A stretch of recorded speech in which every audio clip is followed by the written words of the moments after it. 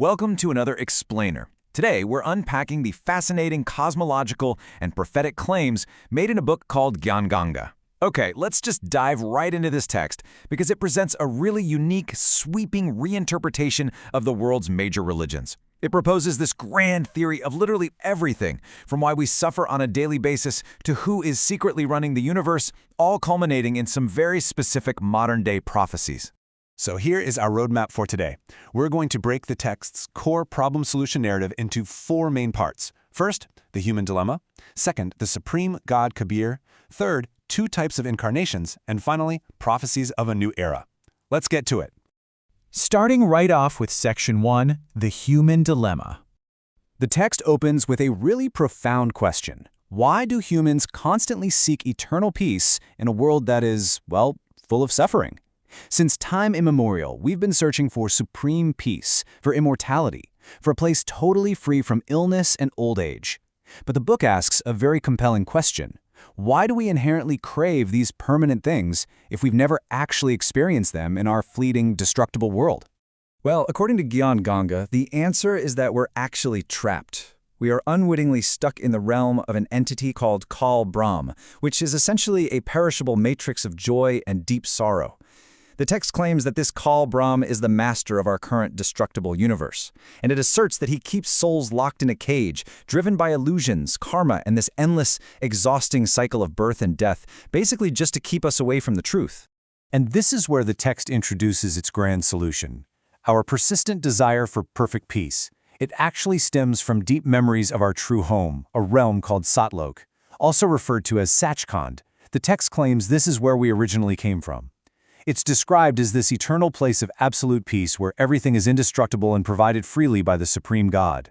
So, the whole reason we're constantly searching for perfect happiness here is simply that we remember having it there.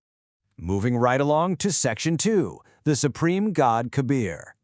Now, this is where it gets really interesting.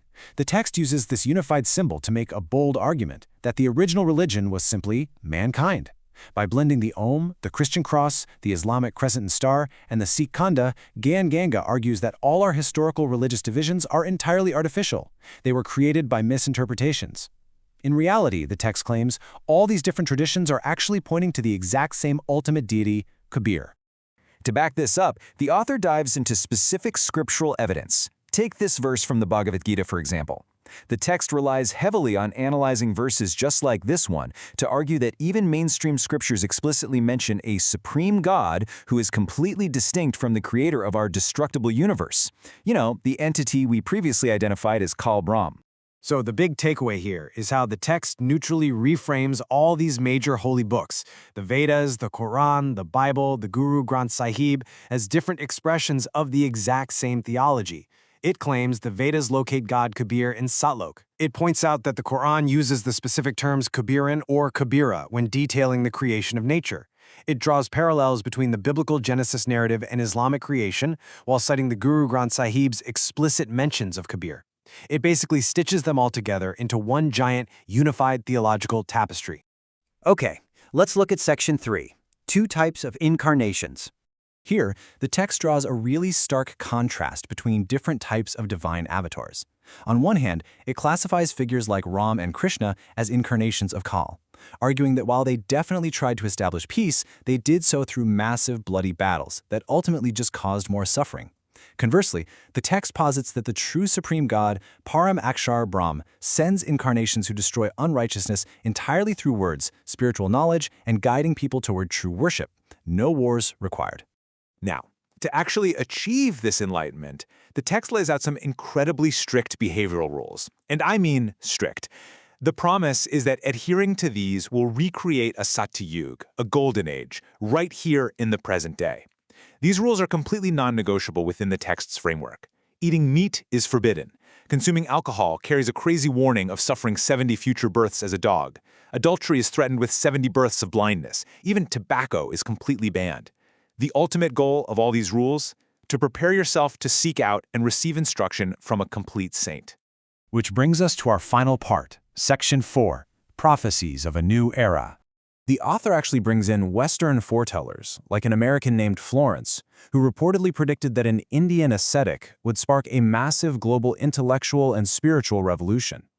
It's fascinating how the text uses quotes like this to bridge global clairvoyance with its own specific religious claims, suggesting that this upcoming spiritual shift isn't just going to be some local event, but a globally recognized phenomenon that ends the deadly atmosphere of the modern age.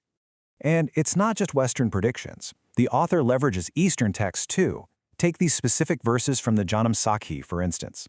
The author uses these to argue that historical figures like devotee Prahlad specifically predicted the arrival of a great saint born in the Jat caste in the Punjab region who would arrive hundreds of years after Guru Nanak to impart true spiritual knowledge. And this is where the whole book culminates. Ganga asserts that all of these historical prophecies, from both the East and the West, point directly to Sant Rampalji Maharaj as the current incarnation of the Supreme God. The text firmly identifies him as the prophesied complete saint, the one who is tasked with uniting all the global religious texts, enforcing those strict spiritual rules we talked about, and leading humanity back to the eternal peace of Satlok. So whether you see this as a profound revelation or a highly unorthodox theology, it definitely leaves us with a big question to ponder.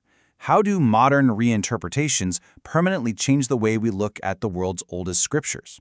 It's kind of wild to see how dynamic and fluid the interpretation of global theology can be. Think about what we've covered today, and how texts like Ganga attempt to weave incredibly diverse, ancient traditions into one singular modern narrative. Thanks for joining me on this explainer, and keep questioning the texts around you.